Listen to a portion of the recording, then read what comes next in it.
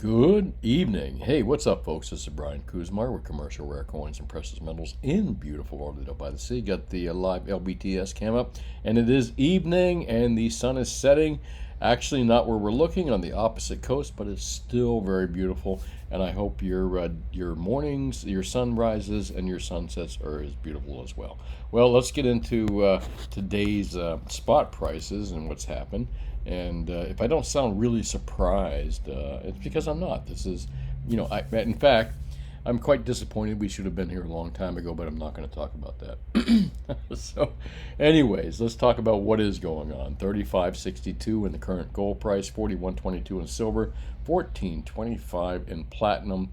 I mean, we're looking really good here, folks. And I kind of mentioned a little while back ago in a couple of videos, and I've said it many times, once we break that $40 mark, I think we'll see an accelerated point. And we did. We've seen it just kind of like rip through 40. We're in 41 right now. And let me do a little refresh here. Where are we at? 41.22. All right. And look at that, though. 41.48 being the high. I'm not quite sure when CCE lists this. And by the way, these spot prices are courtesy of CCE.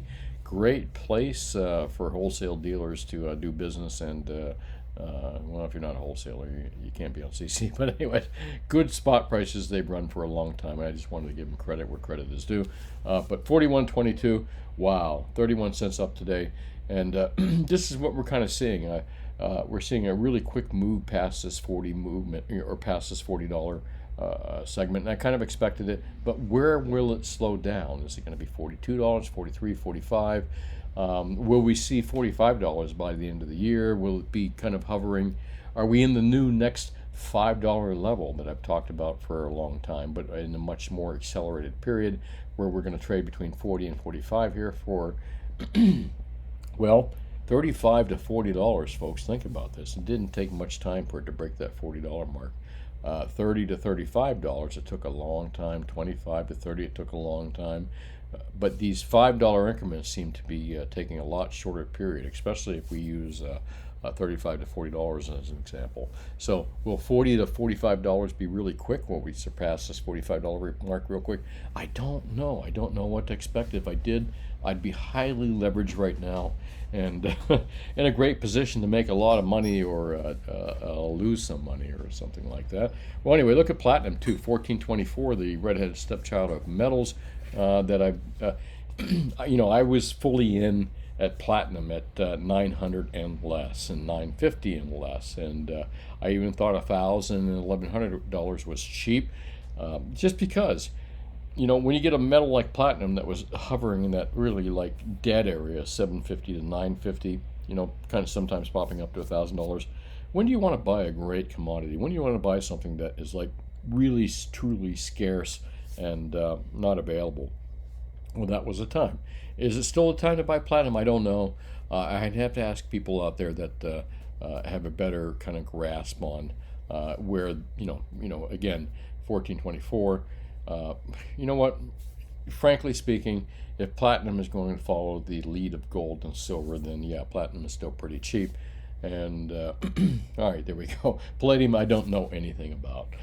So let's kind of move into my thoughts on some things here.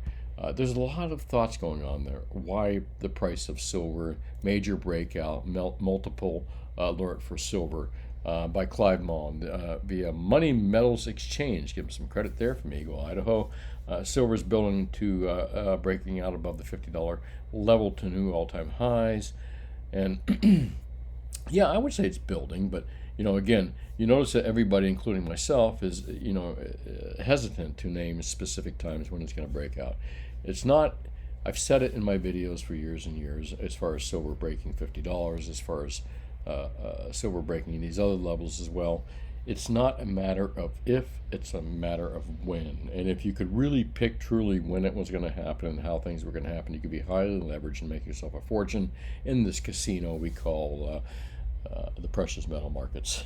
So, here, let's see. Expect a trigger scorching short covering rally that will be driven by massive short squeeze that could trigger a force majeure, where delivery becomes impossible because there's no silver on hand to deliver. As in, sorry, we haven't got any. Well, that has kind of, if you look at that statement, sorry, we haven't got any silver. This is kind of the premise of what Ted Butler talked about for a long time. This is kind of the premise of what I've talked about for a long time, is that, you know, in the paper world of silver, which is, you know, where people, you know, well, CME, comics contracts, LBMA contracts across the world, where it's questionable whether the contracts were backed up by silver and what silver was it backed up by. But silver is a commodity that's used in industry. It's also invested in, and I'm not quite sure which percentage is greater. You know, at this point, I think that I'm not quite sure, to be honest with you, so I won't say that. But silver is an industrial usages are enormous, and the recycling of it is minimal. And there's so many factors going on here that we could see put silver beyond the $50 level. And again, what Ted Butler talked about, what I've talked about, is you cannot make electronic devices, you cannot make the fact that you're listening to me right now, the amount of silver involved with just the mere fact that you're listening to me is enormous. And I talked about this in a recent video. The amount of silver used in your everyday life is just enormous. Now, you know, if you walked around your house and you went out to your car and you counted every possible item that you have as electronic and did the math on it and figured out how much silver that, you know, you use in your daily lifetime, you know, use, you know, whether it's a fan, an air conditioner, whether it's your car, whether it's your computer, whether it's your phone, it wouldn't seem like a lot, you know. Hey, well, how much silver is in my entire lifetime, my sphere, what I use? It might be, you know, an ounce, maybe a silver between your computers and everything you own. But let's multiply this times how many in America? Like, you know, what's America's population? I'm going to goof it now. 31 million, I guess, or something like that. I'm guessing 33 million. What's the population of the world? And again, all using silver for a very specific reason, because silver is very important in the qualities that it has to transmit electricity, to transmit signals, to transmit and do it safely, because they don't use lead solders. And I don't even think lead solders would meet the qualifications of supercomputers and all the stuff that, and phones and the stuff we use now. It'd be much slower. So silver and the heat resistant qualities. But anyways, highly used in the industry, and you can't take a paper contract from comics. You can't take an LBM contract. You can't take a paper promise and turn that into an electronic product. You can't take that and turn that into something you need for your car or something you need for listening to me right now. So the truth of the matter is, and not only that, think about how much you and I throw away electronic equipment that goes into the garbage, you know, that's not going to be recycled. Our cars, when our cars go, you know, our cars are probably consume more silver than the electronics in our house, more than likely.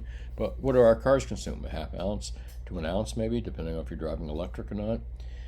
You know, but multiply that times the amount of people out there, and the amount of people that are throwing away computers, telephones, cars, all these things that create, you know, the society that we live in, and the wealth that we live in as well. Because if you take silver out of the equation, there's no more silver, and you can't have supercomputers, you can't have telephones and fast communications.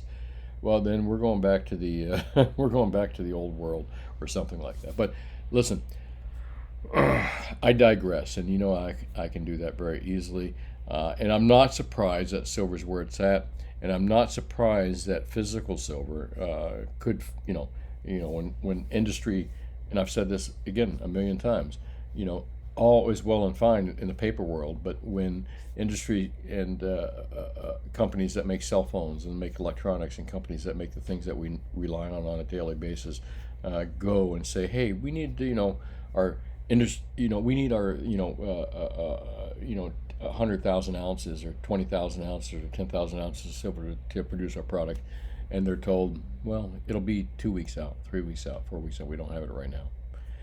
See what happens then. And again, that's something we've talked about many times in my videos before.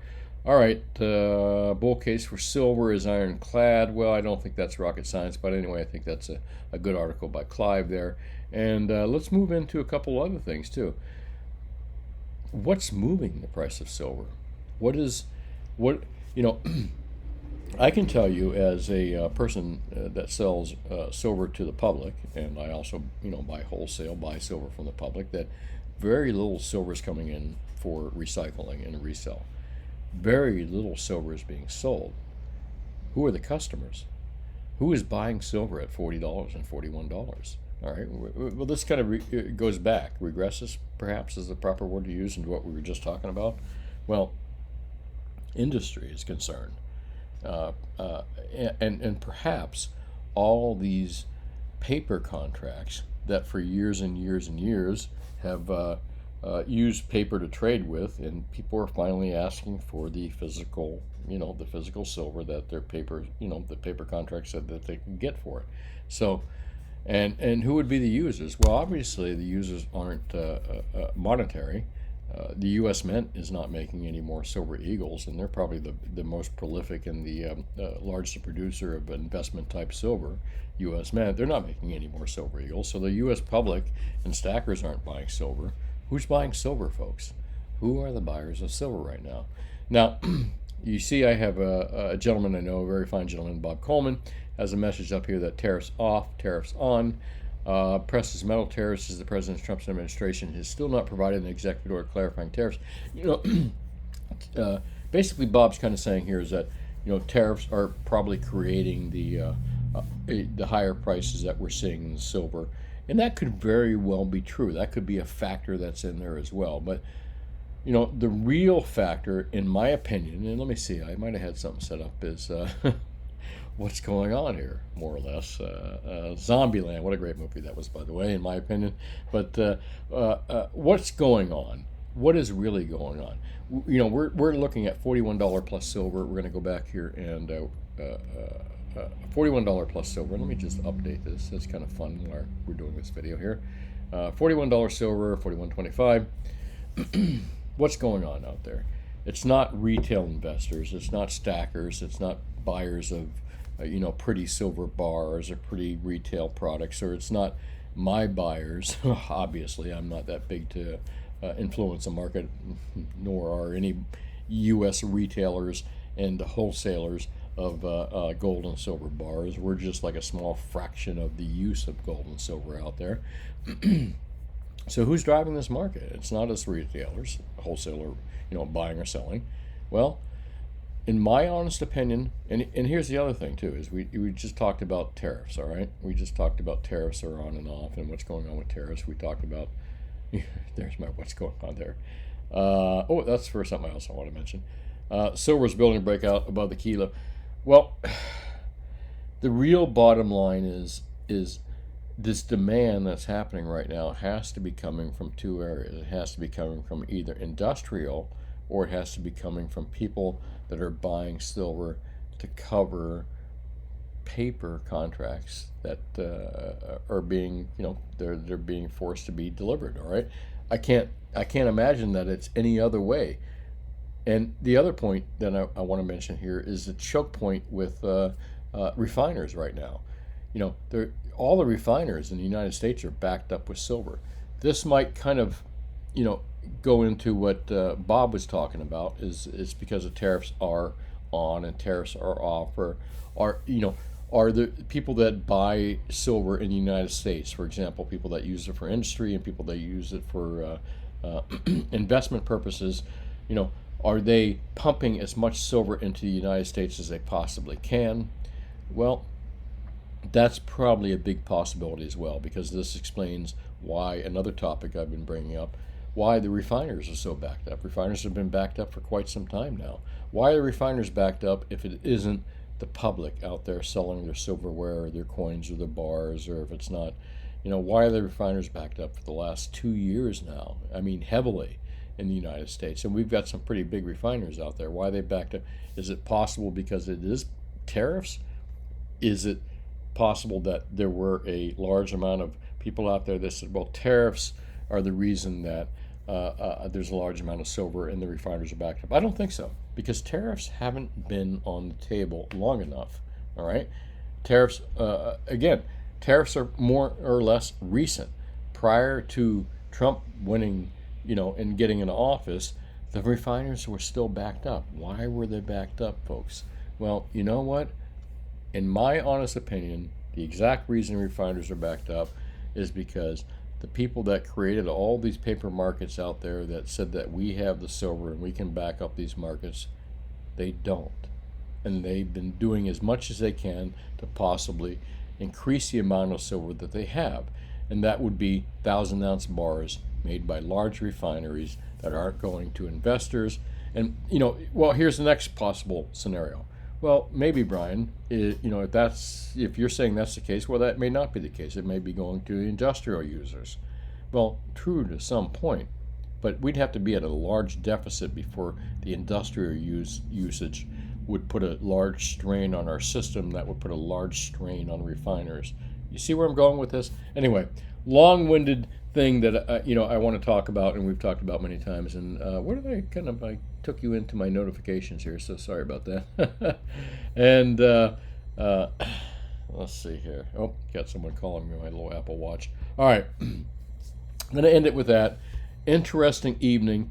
If you're not bought into silver and you're really worried about these levels right here, I don't see a huge downside. I mean, where we're going to go, $35, we may see that sub $40 level. Maybe this $40 level is a little bit accelerated, but overall, I mean, we're there, we're hitting it. And one thing I've said about silver, and specifically gold, you can't, same would apply to gold, obviously, is that it's not going to go bankrupt. Wealth preservation. It's really about wealth preservation. Which would you rather stick under your mattress, gold, silver, or US dollars? Platinum's looking good too. But anyways, again, all stuff I've talked about so many times, I don't want to make this video so long. Is the Fed setting up Trump to be a scapegoat? Well, in the past, I've talked about some issues and things that I thought about that I felt that under the last administration that things were really being propped up in so many different ways, and that I really felt that when Trump had won, he would really be the great fall guy. Well, it's a possibility that may be happening, and not because Trump would make a great fall guy, is because they need a great fall guy when things go bad. All right, kind of wrap your brain around that, and I'm going to kind of let that go here. We'll get into that later. I'd like to thank everybody for watching last week's video. Make sure you hit that like and subscribe button, regardless of where you're watching this from, because we kind of posted on many different platforms. And let me see if I can answer a few questions here, because I haven't done that in a while. I'd like to give a shout out to all these folks. Audio is very low, even you, sir. It might be your computer on that one, because I think everyone else heard it. Stuff like that happens. Thank you. I always enjoy great comments like that, and I appreciate your appreciation. No longer global financial instrument. Good there. Living the dream. Nice to see you back there commenting as well, and you are a good commenter, sir. And enjoy your videos. A bit more relaxed. Crypto. Thank you. I appreciate it. I feel more relaxed doing these things. As you guys can tell, I went from doing 5 videos a week, never missing a day for 2 years or something like that, down to barely doing any, and here I'm back again. Cheers, Brian. Hey, Christopher McCormick, I truly hope we get to meet one day again. Silver Cobra, great to hear from you. Silver and gold are running, and they will. Hiss to you as well. Where are the goldfish and silver dollars? I'm doing well, thank you, Silverline, and I hope you're doing well as well. Christine, excellent video. Yes, thank you, and you're an excellent listener as well. Next time we meet, make sure that we get a chance to talk. Sound good to me? Yes. Born with silver spoon in the mouth or serve you on a silver platter? Yes. Jason King, silver exploding. Are you kidding me? Jeff at 031. No, I'm not kidding you, Jeff. Hope you're having a great day too. Surf Al Ford, $40 silver next week. Yeah, you hit it, brother. Gold will not be nations and silver with the population. Yeah, that's pretty much it. Clickbait on my watch gold CC, no explosion. Well, hey, listen, I will say that even in my videos, I have to throw a little clickbait in them. I'm trying to get new users, new listeners. Thanks, Fourth Way. Glad you're listening too. Steve, I live in Lauderdale. Wish to discover your new channel. You make sure you stop by, even if you don't have anything to buy or sell, just come by and call first, make sure I'm available, and come by and see me there, Steve. I hope to see you consider continuing upside, but I guess it's not there. Over within a month. My gosh, 9 days ago. Dude, bravo, bravo. To the moon, always on silver. There you go. Again, a little clickbait there, investors. Sending it to the moon. Hey, listen, the moon could be very, whose moon? That's about it. All right, I'm going to let it go here. This is Brian Kuzma with Commercial Rare Coins and Precious Metals. If you're looking to buy gold, silver, and platinum anytime, and you live in South Florida, we're the place to come to. We'll beat the locals. We'll beat Atmex, SDJ, and Bullion, and those other guys out there on their commonly sold bullion products. We also buy and sell rare coins, jewelry, antiques, art, all kinds of cool stuff. So keep us in mind, and appreciate you watching these videos. Make sure you hit that like and subscribe button, and I'll talk to you in the next one. Have a great evening. Bye.